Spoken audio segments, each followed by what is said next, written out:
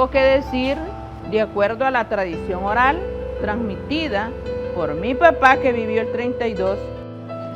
Y ante una orden de matar que dé un hombre, debe de prevalecer la ley de Dios que dice no matar. A mí me persiguió el escuadrón de la muerte y me fui 2 veces, me les escapé 2 veces. El experimento de la guerra y de la violencia ya está hecho en El Salvador y ha tenido un enorme fracaso con un enorme costo de vidas humanas.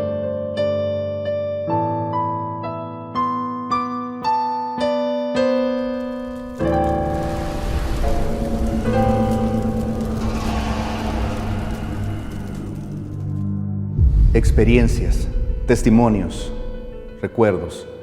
Algunos los conocemos, otros los descubriremos, pero nunca se ha contado de esta manera. Bienvenidos a Memorias de Vida. El objetivo de este esfuerzo documental es para compartir nuestra memoria de vida de manera rigurosa y respetuosa. En este capítulo abordaremos una parte del tiempo en que la rebelión y las organizaciones sociales chocan con el poder, todo por la tenencia de tierra, ya que es una fuerza de riqueza y de identidad. Las tierras comunales fueron ambiciosas para el capitalismo. Y les decían en los edictos que todo aquel que tuviera la propiedad y si no lo cercaba con alambre de púa en determinado tiempo, y si no lo hacía, entonces esas tierras pasaban a ser ejidales. Ese es un momento de expropiación, primeramente porque los abuelos ni podían leer, ¿no?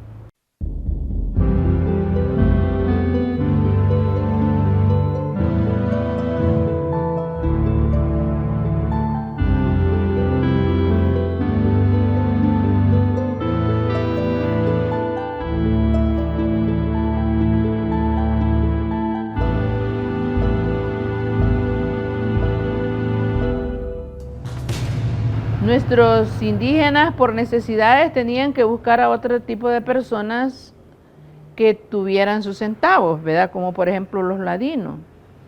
Y iban donde ellos a visitarlos a que les prestara 5 pesos, 10 pesos. Pero ellos le prestaban ese dinero a cambio de la escritura. Si ellos se reunían esos 10 pesos para ir a sacar su escritura, pero venía el ladino y le decía, te voy a dar otros 10 pesos mejor. Entonces el indígena no se precavía de que iba a perder su escritura. Con la expropiación de tierras, los campesinos viven de manera precaria, sin educación, de manera insalubre. Y los salarios bajos que fueron impactados directamente por la caída de los precios del café. En 1928, el quintal costaba 39 colones. 3 años más tarde, ese mismo quintal 18 colones, incrementando así la pobreza, el desempleo y se extendió una agitación social y económica en todo el país. Algunos abuelos con una conciencia de visión lograron entender el ideal del Tata José Feliciano Ama y logró él tener una gran cantidad de aliados en el reclamo de que la tierra tenía que regresar a ellos. Y ellos vivieron y murieron con ese ideal de que las tierras les iban a ser regresadas. En la medianoche del 22 de enero de 1932, miles de campesinos pobremente armados atacan a Huachapán, Sonsonate, Los Amates, Colón, Santa Tecla, Tepecoyo, Jayaque y Teotepeque. Llegan a tomar por unos pocos días las poblaciones de Ataco, Tacuba, Huayúa, Salcuatitán, Nahuizalco, Sonzacate e Izalco. Para algunos dicen levantamiento, para otros dicen insurrección, pero nuestro testimonio oral como familia de mi papá, de mi tío Juan, que vivieron esas épocas, ellos no decían eso, ni mucho menos decían comunismo. La sublevación ejecuta a funcionarios locales y comerciantes.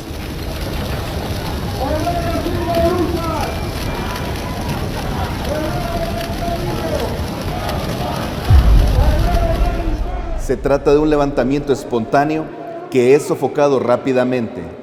La Guardia Nacional y la Guardia Cívica, organizada por la burguesía agraria, proceden a asesinar a campesinos, especialmente la población de origen indígena.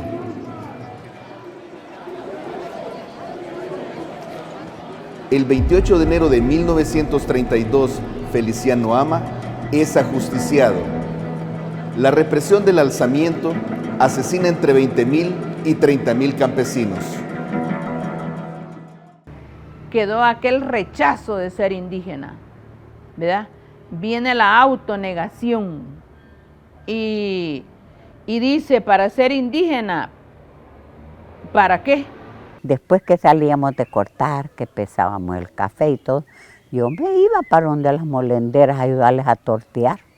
Ya me regalaban más comida. Porque en las fincas trataban mejor a los ladinos, porque el ladino era más suelto, el indígena era más humilde, más callado, a ese lo veían de menos. E inclusive hasta ni cabal le daban su porción de dinero, ¿verdad?, de lo que le correspondía en las fincas. En 1931 el gobierno de Arturo Araujo es derrocado por un golpe de Estado, liderado por el general Maximiliano Hernández Martínez. La clase adinerada del país apoya a Martínez para que sofoque la agitación social del país. Después de la represión de la sublevación del 32, el general Martínez instaura lo que hoy conocemos como el Martinato. El gobierno del general Hernández Martínez va crecientemente ocupando todos los espacios políticos. Ese ministro del Interior, el ministro de Gobernación, que se ha referido a las medidas económicas como una transición suave, rápidamente lo va a meter a la cárcel. Va anulando opositores hasta quedar entronizado como se le decía, el hombre de la política y de la vida nacional. Saludo cordialmente a los jefes de los países hermanos y hoy, 5 de abril de 1935, declaro solemnemente clausurados los terceros Juegos Deportivos Centroamericanos y hago voto por el éxito de los próximos.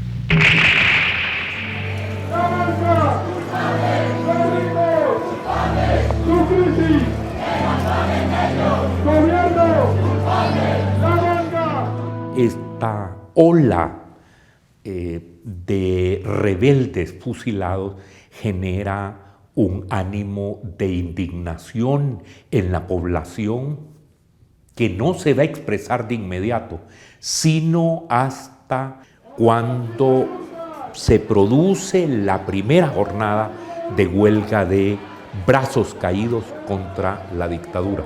Y cada día se van sumando sectores, el comercio, la banca, y van parando hasta que derrotan políticamente a la dictadura. El que un mes antes ha dado orden para que fusilen a jóvenes oficiales debe reconocer que una acción que se declara pacífica lo cerca políticamente y lo derrota. El tiro de gracia se lo va a propiciar un acontecimiento fortuito. El 7 de mayo la policía asesina al estudiante José Wright, hijo de una familia adinerada. Al día siguiente, el embajador de los Estados Unidos aconseja a Martínez la renuncia. El general abandona El Salvador por tierra con dirección a Guatemala. Probablemente es la primera gran jornada cívica por la democracia durante el siglo XX en El Salvador. Es un sello que queda prendido en esa generación de gente que se va a repetir probablemente hasta un par de décadas después. La década de los 60 es de una gran agitación en el mundo. Hombres y mujeres salen a las calles para detener una guerra, reivindicar la igualdad o sencillamente para cambiar el mundo. Nuestro país no está ajeno a esta realidad.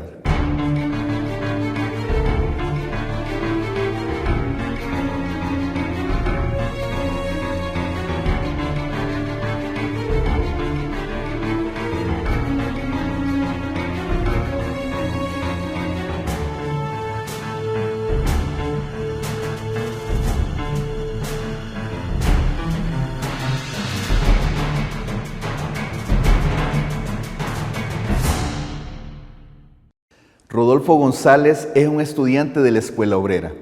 Con él recordamos la experiencia de las primeras movilizaciones en El Salvador.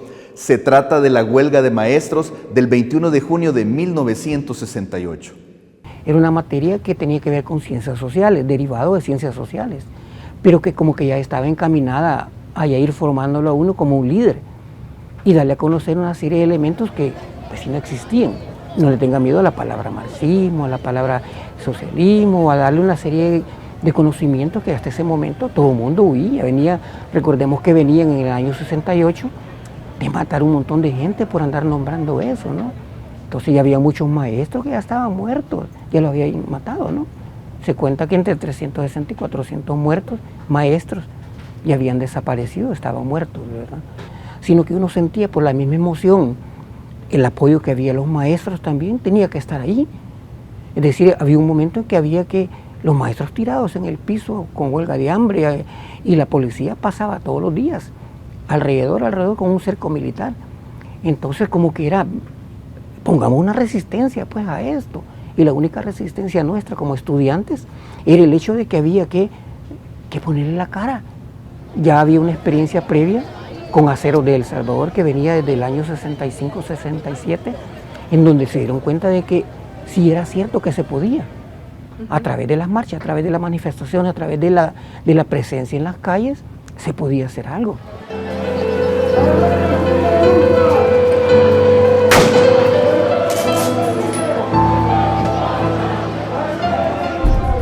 Ya ellos habían comenzado a concientizarse y a pedir ya demandas. Entonces eso a los gobiernos de turno, militares por supuesto, les tocaba a niveles económicos y no les gustaba. Un día normal, digamos, entrar a clases a las 7, 9 de la mañana, en vez de irnos al recreo, nos íbamos para allá, para el preuniversitario, en donde estaban los maestros tirados y todo, y a darle agua, pues, y a llevarles agua, a barrerles, a estar colaborando con ellos. Yo iba adelante a esa manifestación. Entonces cuando yo veo que los guardias salen, forman la fila, entonces cuando les vengo a decir paren, y ya no fue posible parar. Entonces fue cuando yo me doy vuelta en la pancarta y me pegan a mí el primer culatazo de mi vida, ¿verdad? Que pasé como una semana, 2 semanas sin poder respirar, ¿verdad? Pero la siguiente vez ya estábamos nosotros claros que no, aquí nos van a verguiar, ¿verdad? Entonces como que había cierto momento de listos a correr, no listos a defender, no listos a nada, ¿verdad? Porque en ese momento pues no había ese nivel, ¿verdad? Esto ha sido Memoria de Vida. Rodolfo González entra al ejército salvadoreño y llega a ser francotirador. Es enviado a la guerra del fútbol y a su regreso de Honduras.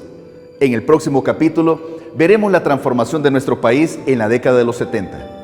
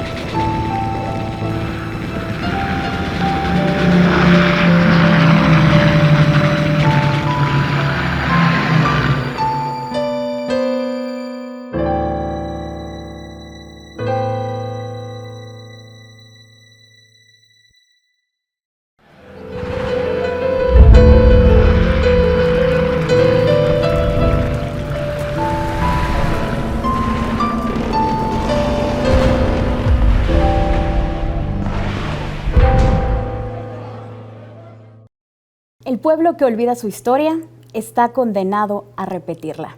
Y precisamente para profundizar en esta frase tendremos este espacio de reflexión. Nuestro invitado, Sajid Herrera, profesor e investigador universitario de la UCA. Gracias por acompañarnos. Gracias a ustedes por invitarme.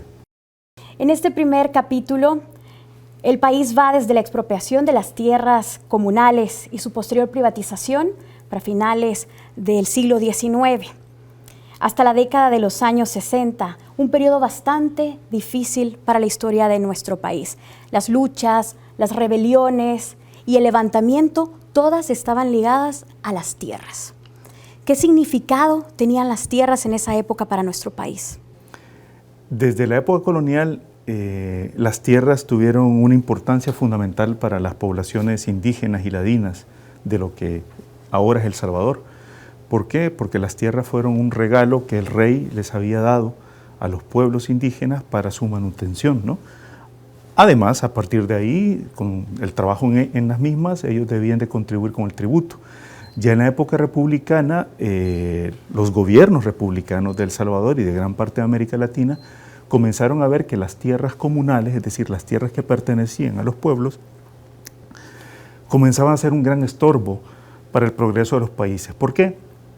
Desde una lógica liberal, positivista, el poseer tierra en común no servía para el progreso, para el desarrollo, sino más bien tierras individuales.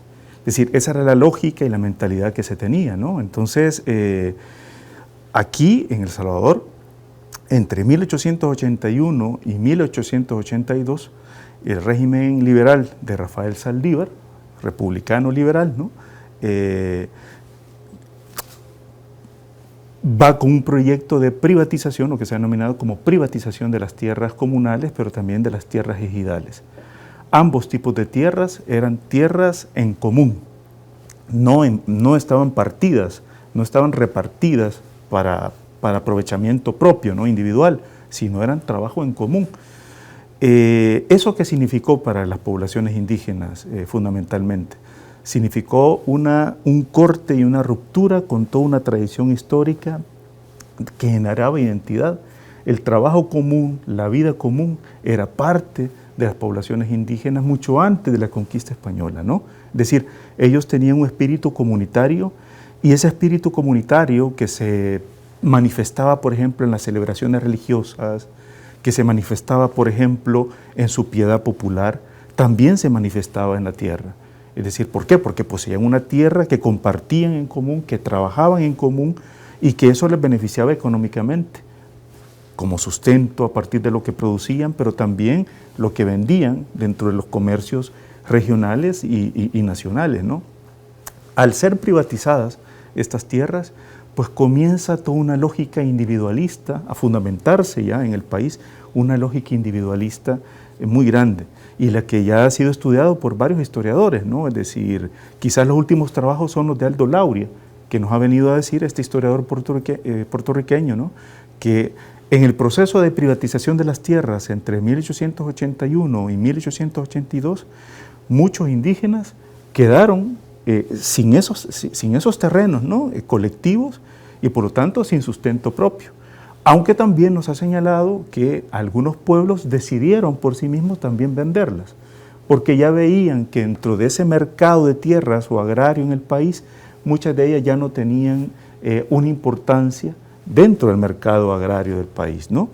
¿Por qué lo hizo el gobierno liberal republicano? Porque en el fondo había un proyecto de beneficio de una república agroexportadora basada en el café. Es decir, el añil, que había sido la economía sustentadora, ¿no? de este país en las décadas anteriores, ya para 1881-82 ya no implicaba grandes ganancias para el erario nacional, ¿no? Sino lo era el café. Y por lo tanto, con la privatización de tierras comunales y ejidales, el gobierno se quitaba ese estorbo de encima, se quitaba, digámoslo así, ese bloqueo que impedía, a su juicio, ¿no? El desarrollo económico y social. Y por lo tanto estas tierras iban a pasar a manos individuales, muchas de ellas pasaron a manos de grandes hacendados, cafetaleros, ¿no? Otras a pequeños y medianos propietarios. Sin embargo, lo que hay que tener en cuenta es que tanto en El Salvador como en América Latina, en cada región, en cada país, con niveles distintos, los procesos de privatización de las tierras implicó para los pueblos indígenas un golpe muy mortal, ¿no? Ese golpe mortal lo vamos a ver luego en el caso nuestro, ¿no? En 1932, con la matanza, ¿no? Con la masacre del 32, sobre todo en la zona occidental del país, en los departamentos de Sonsonate y Ahuachapán, ¿no? Es lo que podría comentar, ¿no? Al respecto. En ese momento las tierras eran muy importantes, claro. Pero ¿y en la actualidad el valor de las tierras es el mismo? Sí y no, digamos, desde una lógica del mercado, no. Desde una lógica incluso gubernamental, no. A lo largo del siglo XX en el país, las tierras tuvieron un significado muy importante en tanto en cuanto eran gran propiedad, en tanto en cuanto eran latifundio, y por lo tanto generaban riqueza a través del cultivo del café. Ahora estamos en una economía sustentada en las remesas, y por lo tanto el agro, la tierra ha sido olvidada, no solo por este gobierno, sino por gobiernos anteriores, ¿no?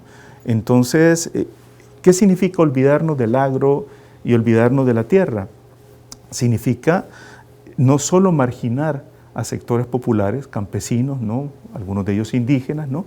Pero olvidarnos de estos sectores, olvidarnos de su productividad, y por lo tanto también a eso va unido una serie de factores muy importantes, ¿no? Como el tema del agua, como el tema de la minería, ¿no? Que a veces nosotros no lo vemos como unido al tema de la tierra, pero sí está unido. De hecho, para la cosmovisión indígena, la tierra no solo el pedazo de tierra, ¿no? Con tantas o X dimensiones, sino la tierra implicaba también un conjunto de elementos, entre ellos el agua, que tenían un gran valor, no solo para la subsistencia colectiva, sino también incluso hasta religioso, porque dentro de su visión religiosa era una visión bastante híbrida, amalgamada entre lo cristiano y lo prehispánico, ¿no?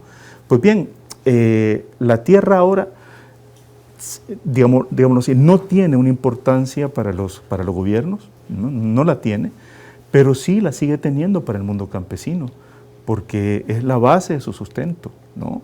Es decir, si nosotros nos vamos a una comunidad campesina del país, para ellos la tierra sigue siendo un elemento de sustento económico, de sustento familiar importante. Nada más ayer estaba escuchando a una de las personas que habían padecido el deslave en la zona de Nejapa hace casi un año y decían, pues nosotros no nos queremos ir de acá, no queremos abandonar e irnos a una zona urbana, a una colonia. Nosotros nos gusta estar en nuestro terrenito, porque todo lo que tenemos alrededor de nuestro terreno nos sirve para poder vivir. Entre los animalitos que tenemos acá, que criamos, lo que cultivamos, etcétera, ¿no? Entonces, para el mundo campesino, para el mundo rural, la tierra sigue siendo importante, pero a lo largo del siglo XX lo fue para el gobierno en tanto en cuanto generaba riqueza a través del café. Luego de la guerra, la economía dio un giro y ya no fue la tierra, ¿no? Ha sido, como digo, las remesas. Y quiero señalar otro aspecto también bastante importante con respecto a la tierra, y es que desde la época colonial este país, como muchas otras partes de América Latina, se basó en lo que se ha denominado el monocultivo. Es decir, nuestro territorio fue especializado para un cultivo en específico. Primero fue el cacao, luego fue el bálsamo, luego el añil y posteriormente el café. ¿Eso qué implicaciones tuvo? Pues tuvo graves implicaciones, porque además de volver este territorio en un territorio que generaba riqueza a partir de estos productos, y esa riqueza no terminaba beneficiando a las poblaciones de este país, a los pueblos de este país, sino generaba beneficios para el mercado internacional, ¿no? Nos volvió dependientes de otras regiones. De Guatemala, de Quetzaltenango, se tenía que traer mantas, ropa, de Honduras y de Nicaragua el ganado, ¿no? Y por lo tanto la carne, el queso, la leche, y todavía, ¿no? Entonces, lo que quiero decir es cómo esto que se cimentó desde la época colonial ha tenido un gran impacto en la manera en cómo entendemos las relaciones económicas en nuestros países, ¿no? Y por lo tanto también ha tenido un gran impacto en la medida que como que nos hubiera a nosotros enfocado que nuestros países solo están para especializarse en un tipo de cultivo. Y eso nos condena también. ¿Por qué? Porque no hay apuestas gubernamentales, no solo para el agro, sino no hay apuestas gubernamentales para diversificar la agricultura, la ganadería en nuestros países, ¿no?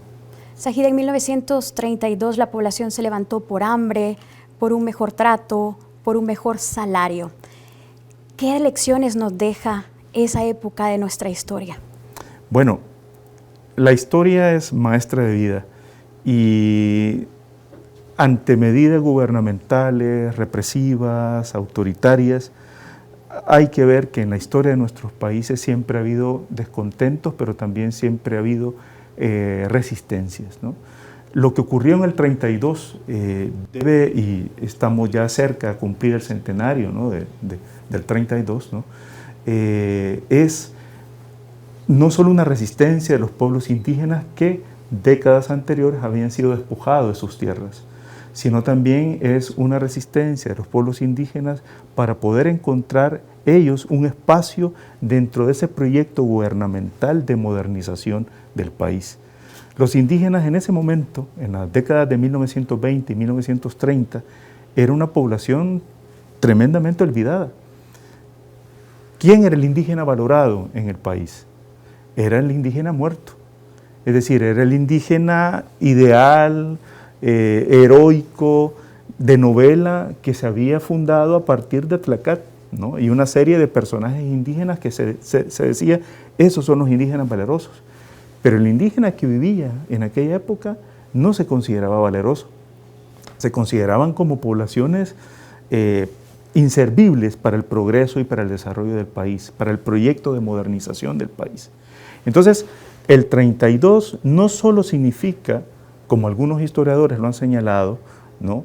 la presencia de los primeros pasos del Partido Comunista en el país, sino también significa esa alteridad, ¿no? que tenía El Salvador, la alteridad excluida, como diría Yacuría, las mayorías populares, indígenas, ¿no? que muchos de ellos todavía hablaban sus lenguas, ¿no? Esa alteridad a la cual los gobiernos no le habían prestado atención, y por lo tanto el levantamiento indígena significa aquí estamos nosotros. Es un golpe en la cara al gobierno y a la sociedad salvadoreña de la época y decir, aquí estamos nosotros, véannos, escúchennos y denos un espacio también dentro de este proyecto de modernización, pero un espacio en el cual nosotros no perdamos nuestras raíces, no perdamos nuestras costumbres. ¿Por qué? Porque el proyecto de modernización de El Salvador, tanto ayer como ahora, es un proyecto que intenta igualarnos a todos. Sí, todos somos iguales ante la ley, sí, efectivamente, pero esa igualdad ante la ley no significa anular las enormes diferencias que hay culturales, ¿no? y sociales que hay entre nosotros, ¿no? Y ese fue uno de los grandes errores del liberalismo y del positivismo de finales del siglo XIX, de principios del XX, y luego a lo largo del XX hasta ahora en los proyectos modernizadores que tiene el país, ¿no? Insisto, levantar la bandera de la igualdad ante la ley, sí, todos hay que defenderla, pero este país es diverso y hay que respetar esas diferencias. El 32 significó también ese golpe de cara al gobierno y a la sociedad de la época, y es un golpe de cara también a la sociedad y al gobierno de esta época, ¿no? Estamos ante un país diverso y debemos respetar esa diversidad de este país. Bueno, Zahid, muchísimas gracias por compartir con nosotros sus reflexiones en este espacio de Memoria de Vida. Gracias a ustedes por la invitación. Recuerde que el pueblo que olvida su historia está condenado a repetirla. No se pierda el próximo capítulo a través del canal de YouTube de Audiovisuales UCA y por supuesto de la señal de TVX. Nos vemos en el próximo episodio.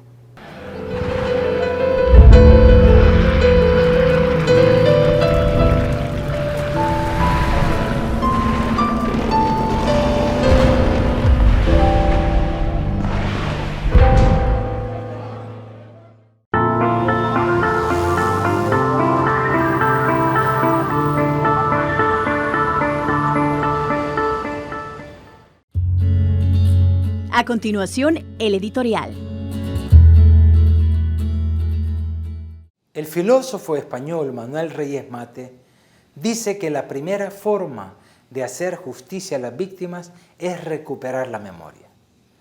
Incluso recuperar la memoria de aquellas cosas que son irreparables porque el daño es tan grande como un asesinato, como una desaparición, como un secuestro.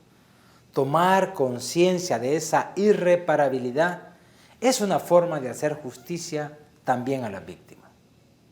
Creo que en este consiste el primer aporte de este gran trabajo, de la serie Memoria de Vida. Hacer justicia a las víctimas y al país entero recuperando la memoria. El segundo aporte es el que tiene la historia en sí misma. Se dice que la historia es madre y maestra. Y no se trata de quedarnos en el pasado para regodearnos con el sufrimiento. Se trata de conocer lo que ha pasado para aprender y evitar que se repita. ¿Cuánto de esto está repitiéndose en este tiempo en El Salvador? ¿Qué lecciones podemos sacar de este pasado para la vida actual? La serie Memoria de Vida, que tiene 5 capítulos, es una producción de Audiovisuales Zucca bajo la dirección del maestro Ferran Caún, y que en este mes de marzo, mes de la verdad, mes de los mártires, mes de San Romero de América, estaremos compartiendo con todos y todas ustedes. Esperamos que sirva para recordar o para conocer estos hechos de nuestra historia y para que aprendamos las lecciones de ellos.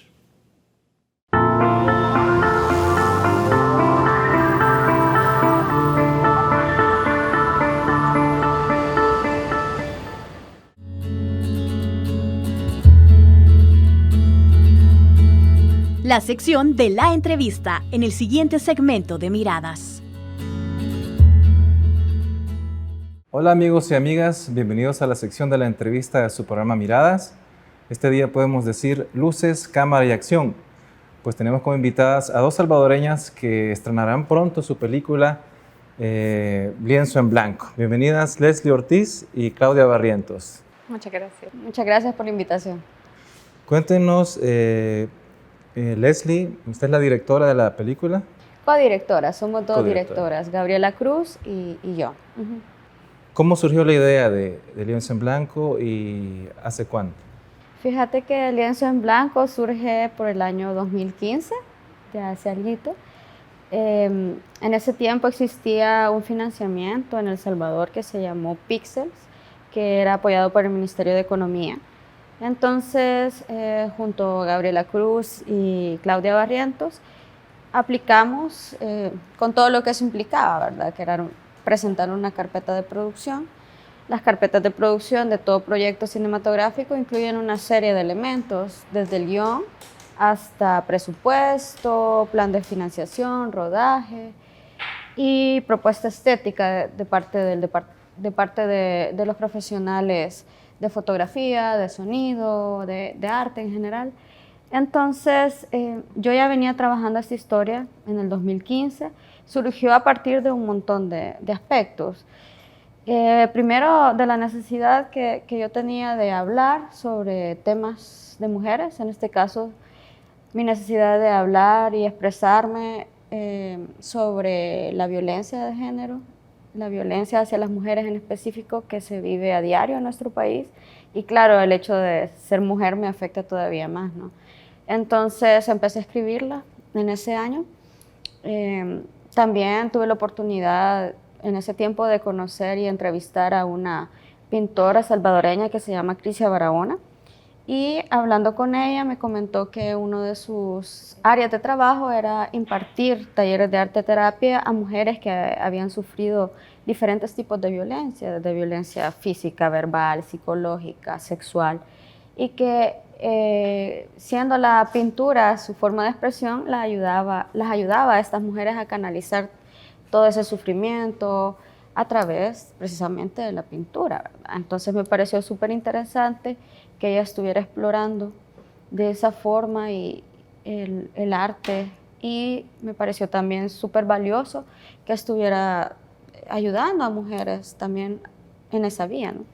Entonces, a partir de ahí surgió una de las protagonistas de la historia, que precisamente es una pintora que imparte talleres de arte terapia y es el hilo conductor de Lienzo en Blanco. A través de ella van a condensarse diferentes historias de violencia hacia mujeres y a través de ella también vamos a conocer a las otras dos protagonistas y sus historias específicas, ¿verdad? Entonces, un poco por ahí surgió, solo para complementar, a finales de ese año aplicamos al Fondo Pixel y el proyecto resultó ganador de un financiamiento que permitió su ejecución en el año 2016. En el año 2016 grabamos a mediados de año, el rodaje duró aproximadamente 2 meses y ahí empezó un poco la historia de lo que ahora es Lienzo en Blanco. ¿Cuál sería como la sinopsis o cuál es la historia sin contar la historia de la película? Las sinopsis siempre son difíciles, a mí siempre me cuesta contarlas, la verdad, pero podríamos decir que Lienzo en Blanco se trata de la historia de 3 mujeres, una pintora, una vendedora de plantas, una costurera, que están viviendo diferentes situaciones de violencia y cómo ellas se encuentran y se acompañan para poder superarlas y buscar su idea de justicia. Entonces, más o menos por ahí va de lo que habla Lienzo en Blanco, o sea, es la unión de estas 3 mujeres y su necesidad de que sus historias y sus situaciones no sean invisibilizadas en un país como es El Salvador, donde la impunidad está a la orden del día, ¿no?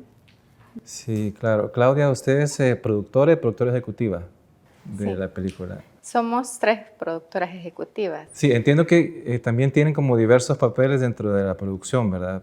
Sí. A los cines salvadoreños, como solemos hacer, cada uno hace varias cosas.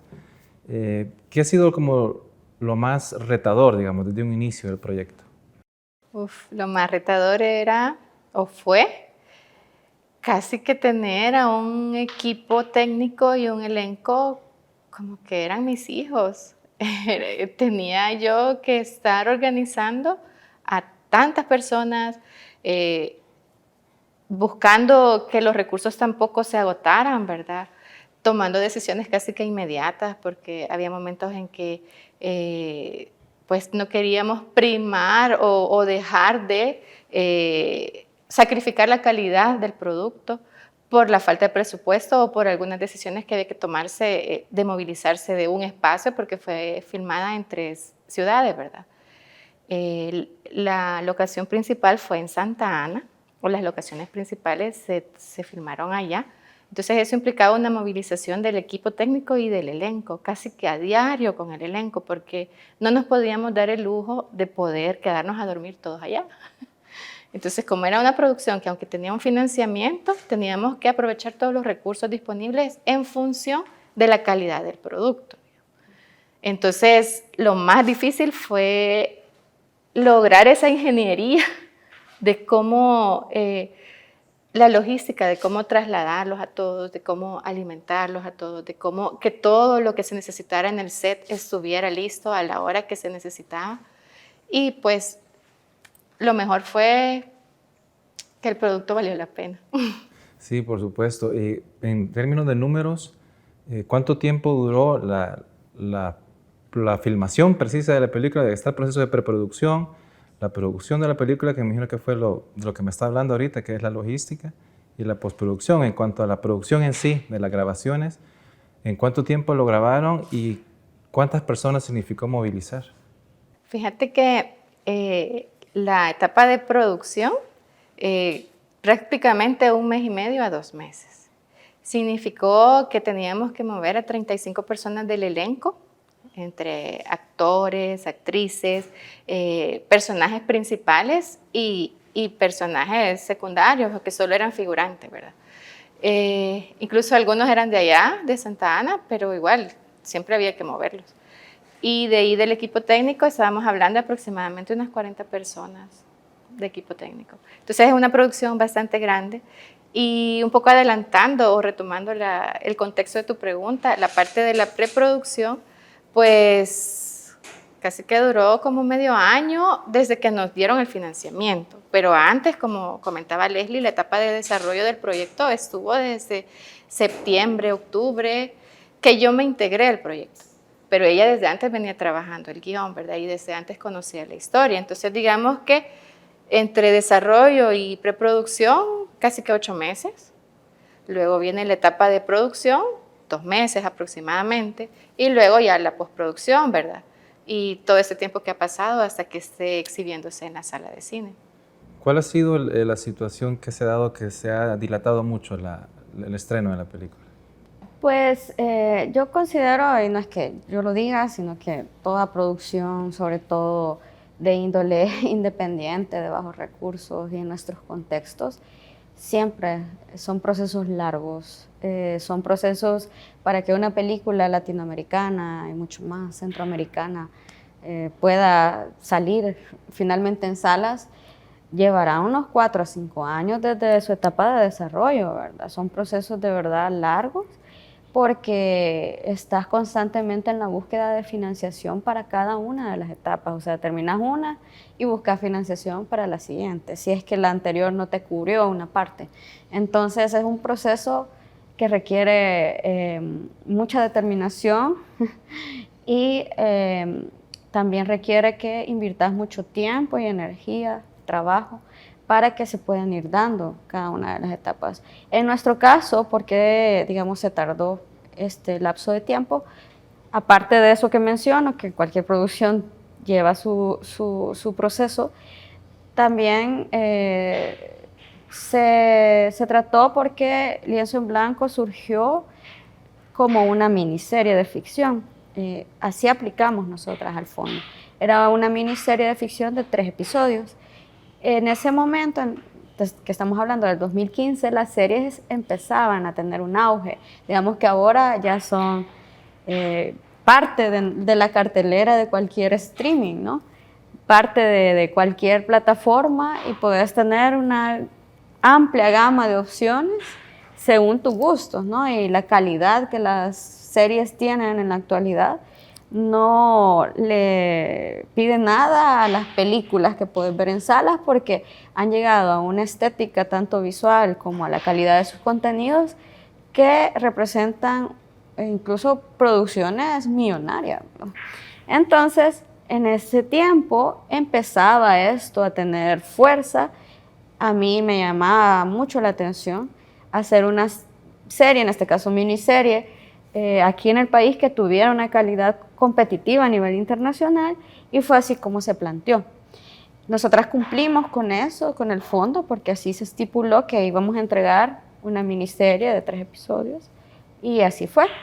Entonces, el piloto estuvo girando en diferentes festivales a nivel internacional, obtuvo varios reconocimientos, tanto para el piloto en sí como para actrices que participaron. Y nos contactó un coproductor, en ese momento una distribuidora de Estados Unidos que se llamó Olympusat.inc, y nos dijo que había visto el piloto y que le interesaba mucho. Enviamos la información que se nos solicitó y en plena pandemia en el 2020 tuvimos nuestra primera reunión virtual con esta gente y nos dijo que le gustaba el contenido, la calidad de lo que había visto y que la propuesta que nos tenían era que hacerla en formato largometraje porque ellos consideraban que eso le podía dar más posibilidades de difusión y que también la calidad con la que estaba filmada en este caso lo permitía, así como la narrativa de la historia misma. Entonces nos hicieron esta propuesta y ellos asumieron los costes de la postproducción de esto. Entonces se volvió a hacer todo lo que implica, ¿verdad? El montaje, la musicalización, la colorización. Y eso resultó en un trabajo que se prolongó 1 año y medio prácticamente desde el 2020, porque todo fue trabajado a distancia debido a la pandemia. Entonces, ahí las causas por las que ahora en el 2022 finalmente contamos con el DCP, que es como la copia para cines, y la podemos disfrutar en cartelera. ¿Qué sintieron ustedes en ese momento cuando sintieron que iban a ser apoyadas por una empresa formal, digamos, dentro de la industria cinematográfica? pues fue una gran alegría, una gran emoción. Estábamos con Gabriela Cruz, la otra directora de Lienzo en Blanco, cuando recibimos el correo. Y nosotras, o sea, antes de eso, aunque el piloto había rondado, como te digo, a nivel internacional, sí había cierta incertidumbre, ¿verdad? Toda producción, llámese largometraje, serie, necesita de un distribuidor, necesita garantizar distribución, porque si no, es lo que pasa mucho, ¿no? Que logras terminar, hacer un esfuerzo titánico para terminar una película, pero ¿y después cómo se va a ver? O sea, ¿cómo va a salir del país? Entonces, el hecho de que un distribuidor, digamos que de Estados Unidos, con una propuesta así formal, nos contactara, nos llenó de orgullo, de satisfacción, de emoción, porque finalmente salimos de esa incertidumbre de decir, entonces, después de que termine de festivales, ¿qué va a pasar, no? Entonces, eso sí, también a la par de tener esa emoción y alegría, también nos asesoramos, ¿no? Cómo trabajar con una empresa de estas características, porque fue nuestra primera experiencia haciendo un contrato así, y sobre todo asegurarnos de que no perdiéramos como nuestra injerencia creativa en el proceso de post. Eso sí, siempre lo estipulamos por contrato, o sea, no era entregarles el material y bueno, ahí me avisan cuando esté la película, no. Nosotras estuvimos involucradas en cada una de las fases de postproducción, estuvimos involucradas, trabajamos de la mano con el editor, con el colorista, con el sonidista, la música nosotras la escogimos. Entonces, la visión artística con la que inició Lienzo en Blanco continúa y se fortaleció ahora que ya está en ese formato de largometraje. Queremos que más gente pueda apreciar la película, y no como una obra de arte, sino también como un tema que es necesario poner en la agenda pública, y como un tema que nos interesa tanto a hombres como a mujeres. No porque el cine esté hecho por mujeres, excluimos a los hombres, ¿no? Si todos somos una sociedad y todos pertenecemos a esta sociedad. Así, si nos pueden seguir en redes sociales, Lienzo en Blanco, Film, tanto en Facebook como en Instagram, y estamos también en Twitter. Ok, muchas gracias Leslie y Claudia Verónica por su visita. Y pues nada, agradecerles este impulso que han dado al séptimo arte, como decía, ¿verdad? Y que espero que vengan proyectos a futuro, ¿no? Sí, muchas gracias, sí, vamos a seguir trabajando. Ok, muchas gracias a ustedes también, amigos y amigas, por haber estado en sintonía de la entrevista. Nos vemos en la próxima.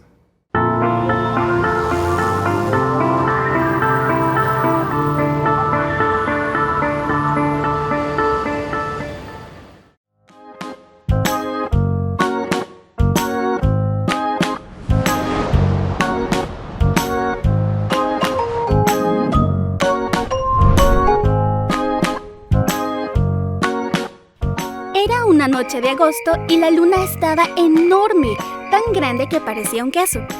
En Ciudad Barrios, San Miguel, nació Oscarito Romero. De 8 hermanos, fue el segundo. Eran 6 niños y 2 niñas.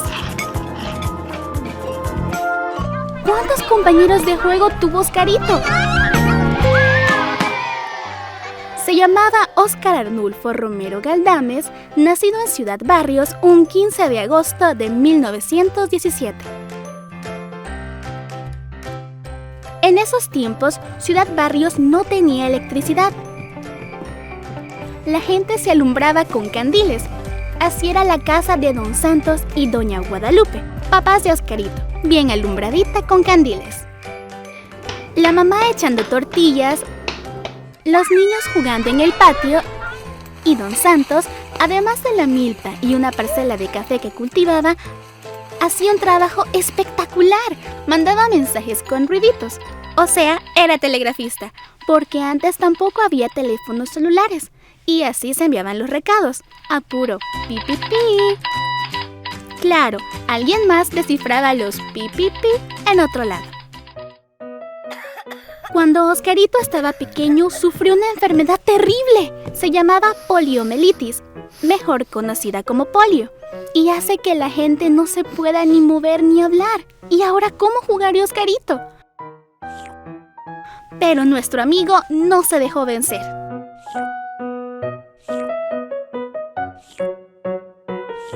Con los cuidados de su mamá y las medicinas, se curó y hasta se hizo bien platicón. Eso sí, no consiguió ser bueno en matemáticas, pero sí en lenguaje.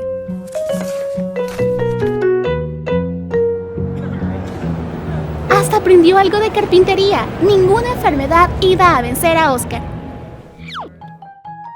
Entre tablas y aserrín fue que al joven Oscar le surgió el deseo de ser sacerdote.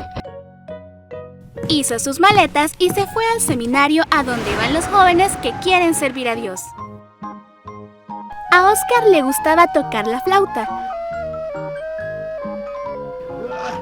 pero lo que más disfrutaba era hablar con la gente, conocerlos y saber cuáles eran sus problemas, porque el trabajo de un sacerdote no solo es dar misa, sino estar con la gente del pueblo, o sea, con nosotros para ayudarnos.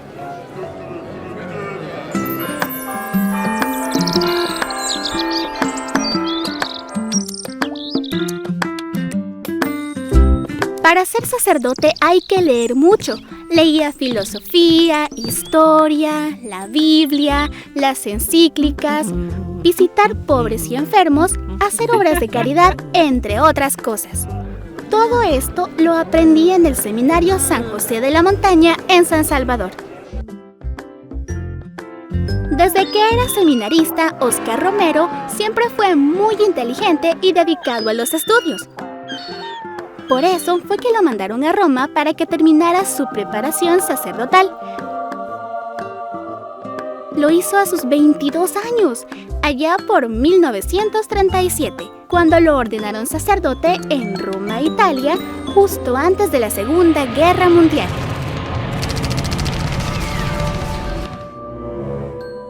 A Monseñor Romero le tocó duro. Como inició la guerra en Europa, se tuvo que regresar a El Salvador. Eso fue por 1942.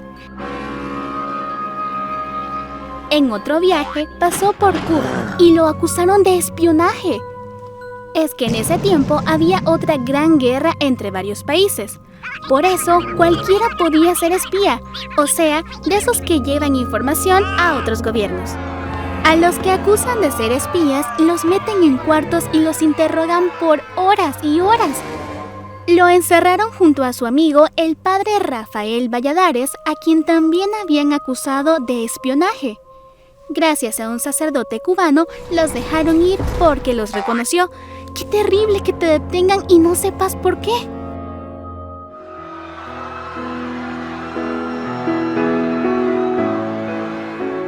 Pero aunque todo parecía estar bien en El Salvador, no lo estaba. En todo el país había familias con mucha hambre, niños que aún iban a la escuela, los papás que trabajaban cortando café o sembrando maíz, no les alcanzaba el dinero para pagar y por eso les quitaban sus terrenos, los dejaban sin nada. Así había mucha gente bien pobre.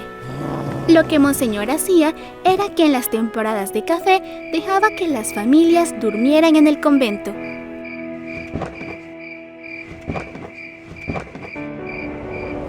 Pero no solo en la parroquia de Monseñor Romero la gente pasaba frío y hambre, era en todos lados.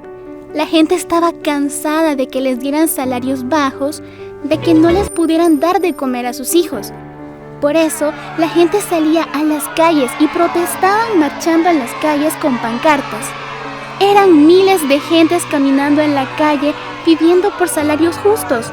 Pero a muchas otras personas no les gustaba que la gente pobre protestara, que exigieran sus derechos, porque eso es lo que hacían.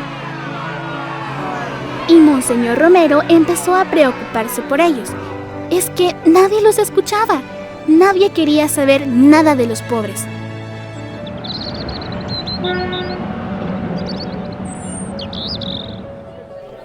Por esos días lo llamaron para convertirse en obispo auxiliar en San Salvador, que es un sacerdote especial que le ayuda al obispo, quien está al frente de varias parroquias.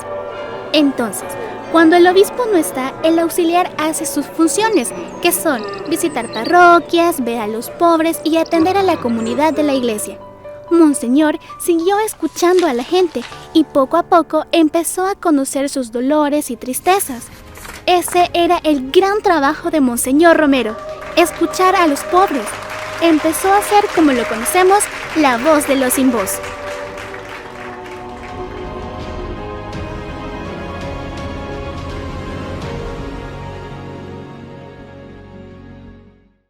No se pierda la próxima emisión de su programa Miradas. La represión se hizo sistemática, se hizo de una manera oficializada. Salimos con muchas pancartas, con muchas consignas. La movilización no es solo protestar por protestar.